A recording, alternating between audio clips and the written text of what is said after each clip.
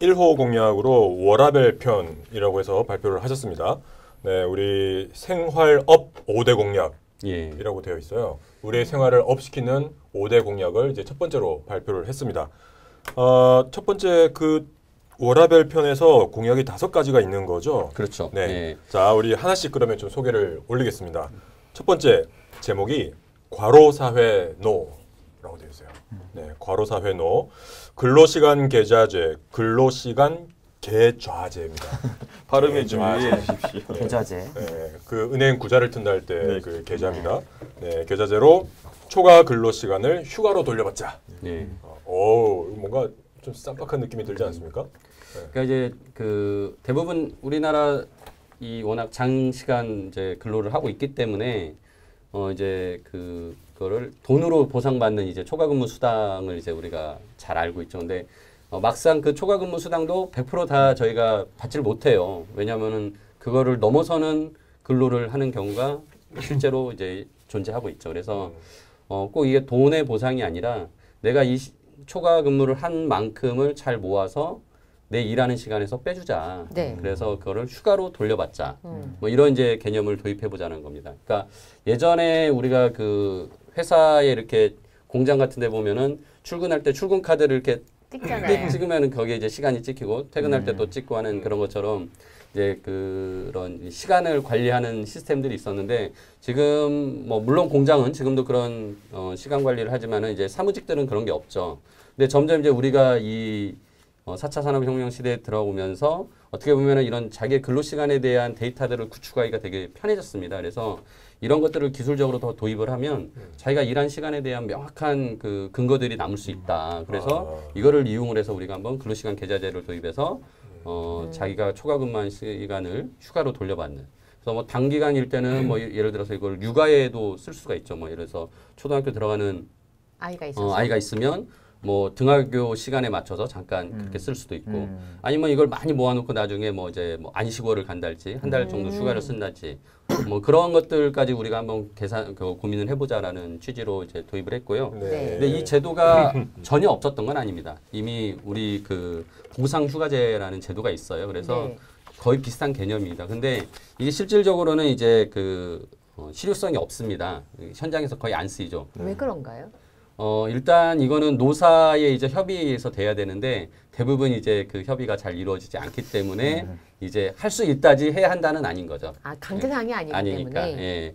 그리고 이거 말고도 이제 그 재량 근로시간제라고 해서 뭐 근로시간을 조금은 조정할 수 있는 탄력시간 근무제 같은 것들이 있는데 막상 이런 것들이 현실적으로 우리가 거의 접하지 못하죠. 제도는 있으나. 그렇죠. 그래서 이 부분에 있어서 우리가 이제 이 근로시간 계좌제라는 개념으로 이 기존의 제도를 다 묶어가지고 한번 다시 설계해보자라는 취지로 저희가 이제 제안을 했던 거고, 뭐 이렇게 함으로써 어떻게 보면은 이제 우리가 그 근무 시간을 지금 이제 52시간으로 이제 주당 52시간 줄이고 있잖아요. 뭐 이런 거 제도 개선과 함께 맞물려서 해보면 우리가 장시간 근로를 좀 벗어날 수 있는 사회를 만들 수 있지 않겠냐라는 취지로 제안을 했습니다. 그러니까 이제 설명해 주신 거를 들어보면 이제 그 출근할 때 찍고 퇴근할 때 찍고 이런 건 아주 가장 기본적인 우리가 그 데이터가 되는 것이고 그거 말고도 이제 그 기술 발전이 되어 있으니까 일하는 시간을 자동적으로 이제 카운트를 해서 그렇죠? 그 시간을 그 자동적으로 어딘가에 축적하도록 만들고 그렇죠. 그래서 그게 이제 초과가 됐을 경우에는 초과된 분만큼 자기가 쉬고 싶을 때 알아서 쉰다. 예.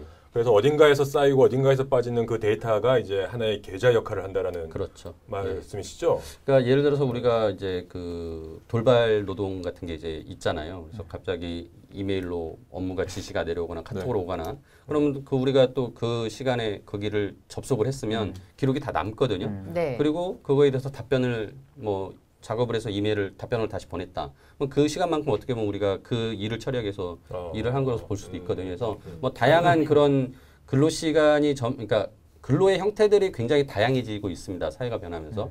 그래서 그런 것들을 반영할 수 있는 우리가 기술적인 또 그 이제 발전이 있었기 때문에 한번 이런 것들에 대해서 좀 앞서가는 차원에서 한번 고민을 네. 해봤습니다. 저는 이제 이거랑 관련을 해서 이제 사실은 근무 시간, 이제 시간을 단순히 많고 적고가 왜 문제가 되냐면은 시간이 많은데 근로 생산성이 많이 떨어지잖아요. 이제 그런 거기 때문에 시간이 단순히 이제 일을 많이 하게 되는 것 같아요. 그러니까 이게 생산성이 떨어지기 때문에 압축해서 짧은 시간에 할 수 있는 일을 이 생산성이 떨어지기 때문에 긴 시간 늘려서 하기 때문에 오히려 그런 시간들이 늘어나는 것도 있다고 보거든요. 근데 의원님은 그런 부분에 대해서 근로 생산성을 좀 더 제고할 수 있는 방향이 있을까?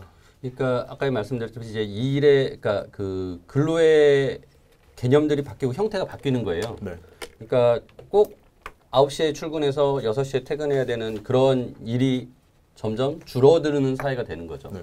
그래서 우리가 결국은 그런 틀에 맞추지 않고도 내가 편할 때 일을 함으로써 결국 가장 효율성이 좋을 때 일을 하고 그런 과정을 통해서 근로의 어떤 생산성을 높이는 것도 이런 걸 통해서 할 수 있고 당연히 또 이거는 기본적으로 휴식에 대한 개념을 가져가기 때문에 네. 그러니까 우리나라 그 노동 생산성이 떨어지는 이유가 그러니까 기본적으로 그 장시간 근로라는 게 이제 밑에 분모에 깔려 있는 거예요. 언제 끝날지 모르는. 네. 근데 그러다 보니까 이제 어떤 습성이 된 거죠. 그냥 초과 근무를 하는 게 자연스럽게.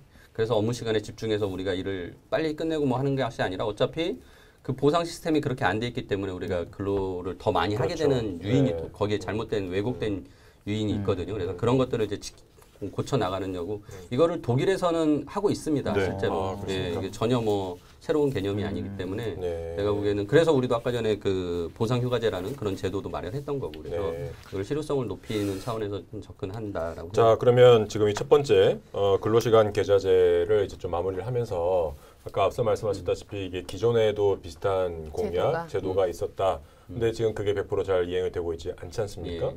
그러니까 앞에 있었던 것과 이제 이번에 우리가 바른미래당이 내놓는 근로시간 계좌제의 핵심 어떤 차별성 이런 게 있다면 뭐가 있을지 지금까지는 잘 안 됐지만 우리는 이제는 이거 할 수 있다라고 얘기할 수 있는 뭔가 그런 게 있다면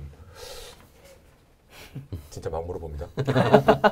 있으실 것 같아요, 근데. 그쵸? 바로 네, 얘기해 그러니까. 주실 수 있을 것 근데 같아요. 이제 기존에 우리가 그 노동 시간을 계속 줄이자는 노력 그 얘기들이 있었고 그게 이번 정부 들어서면서 지금 주 52시간에 대한 부분이 명확히 이제 되고 있습니다. 그리고 어떻게 보면은 현장에서의 근로 감독도 강화되고 있는 추세가 되고 이러면서 제가 보기에는 기존에 있었던 제도들이 이제 실효성을 높일 수 있는 기회가 온 거라고 저는 생각해요. 그래서 그런 부분들에 대해서는 우리가 지난 대선 때 우리 그 뭐 안철수 후보나 또 유승민 후보 두 분 다 그 대표님들이 뭐 칼퇴근 시간이랄지 여러 가지 근로 시간을 단축하려고 하는 그 생활의 질을 높이려고 하는 공약들을 한 바가 있었기 때문에 사회적인 공감대가 굉장히 많이 높아진 거죠. 그래서 지금이야말로 이런 것들이 실현 가능해지는 공약이다라고 생각합니다. 저 그냥 월급 받는 사람 궁금한 건 네. 근로시간 계좌제를 하면 네. 초과근무 수당을 못 받는 거죠. 그러니까 아니, 돈으로 그러니까 돈으로 물론 돈으로 받을 수도 있고 네, 휴가로 자기가 쓸 수도 있고 휴가도 쓸 수도 선택지가 있고 생기는 그렇죠. 거죠. 그러니까 지금- 선택권이 넓어지는 거죠. 그러니까 저는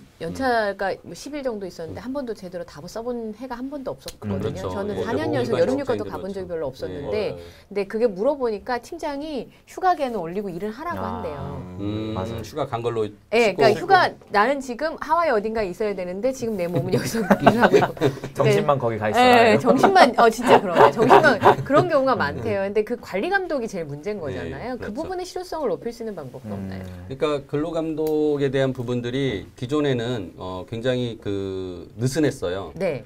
그래서 느슨했던 이유가 근로감독관이 부족했어요. 아 사람 숫자가. 예. 네. 그리고 그런 거에 대해서 또 근로자들도 그거에 대해서 그 자기가 이걸 침해받았다라는 신고를 하거나 이런 적극성을 가져야 되는데 예전만 해도 그런 거 하면은 직장에서 굉장히 따잖아요, 따. 예. 네. 근데 이제 지금 이런 것들을 제가 이제 제도화한다는 것을 아까 전에 그 데이터로 다 축적하자는 거잖아요. 아, 네. 이런 거가 되면은 진짜 더 적은 인력으로도 감독이 가능해지는 거예요. 데이터화 축적이 돼 있으니까. 예. 그래서 그것들을 정말 제대로 지켰는지 안 지켰는지를 쉽게 판단할 수가 있는 거죠. 네, 그러니까 지금은 자 마무리할게요. 네. 자, 지금은 이제 이걸 할 수 있다 정리를 하자면 기술이 개발이 발달해서. 되었고 그리고 전체적인 사회 환경이 바뀌었기 때문에 이제는 이거를 현실화시킬 수 네. 있다라는 걸로 정리를 해보겠습니다.